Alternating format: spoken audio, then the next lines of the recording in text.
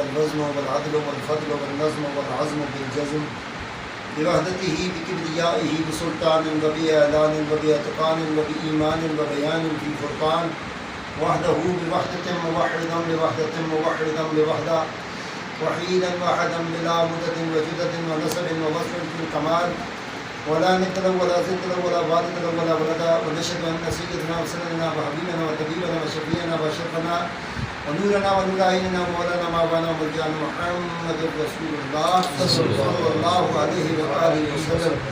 قال الله تبارك وتعالى في كلام المجيد وفي فرقان الحميد يا ايها الذين امنوا ان تنصروا الله ينصركم ويثبت اقدامكم او كما قال رسول اللہ صلی اللہ علیہ وآلہ وسلم من لم يرحم صغیرنا ولم يعرف حق کبیرنا فلیس منا. صدق اللہ مولانا الذی وبلغنا رسول النبی الکریم الامین ونحن علی ذلک لمن الشاہدین والشاکرین والحمد للہ رب العالمین.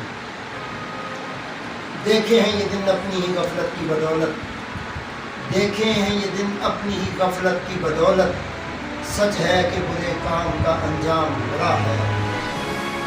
اور حقیقت یہ ہے کہ مولوی ابلیس کو بھی ورغلا کر بیچ دے، مولوی ابلیس کو بھی ورغلا کر بیچ دے، اس کی خوش بختی کہو کہ سامنے آتا نہیں.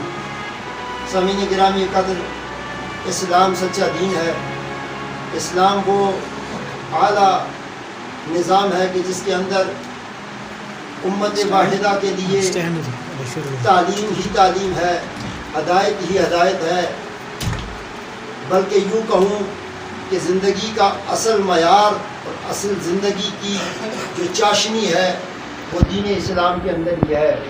اور اسلام کے لیے اللہ کا قانون قرآن کریم میں فرماتا ہے ان الدین عند اللہ الاسلام، سارے ادیان پر اسلام کو فوقیت حاصل ہے.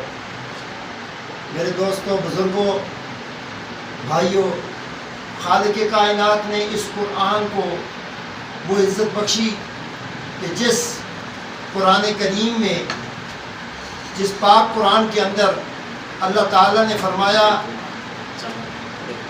اللہ رب العزت نے یہ فرمایا کہ یہ قرآن اگر میں پہاڑوں پر نازل کرنا چاہتا تو کر سکتا تھا، لیکن قرآن کہتا ہے وَلَوْ أَنزَلْنَا هَذَا الْقُرْآنَ عَلَى جَبَلٍ لَرَأَيْتَهُ خَاشِعًا مُتَصَدِّعًا مِنْ خَشْيَةِ اللَّهِ. کہ اس کی پاور اتنی ہے، اس کی طاقت اتنی ہے کہ اگر یہ پہاڑوں پر نازل ہوتا تو پہاڑ ریزہ ریزہ ہو جاتے. اور اس قرآن کی عزت یہ ہے کہ یہ قرآن سینہ بسینہ منتقل ہوا. اسے حروف کی قید بھی نہیں تھی اور نہ ہی کسی جلدوں کی قید تھی، نہ ہی کسی صفوں کی قید تھی کہ یہ صفوں میں رہ کر محفوظ رہ سکتا.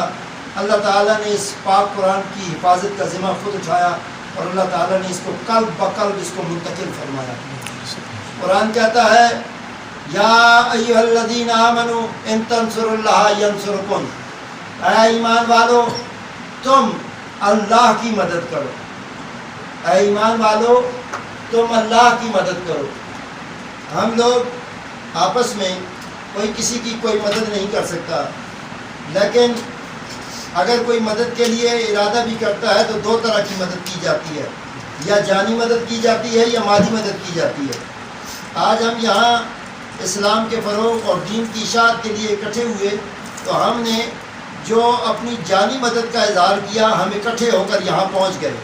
مالی مدد میں شاہ صاحب نے اپنی ضیافت کا اہتمام کیا، تو جانی اور مالی دونوں مددیں شامل حال ہو گئیں کہ ہم نے اللہ کے دین کی نصرت کے لیے، اللہ کے دین کی مدد کے لیے ہم نے کیا کیا، یہاں پر اپنا اظہار جانی بھی کیا اور مالی بھی کیا.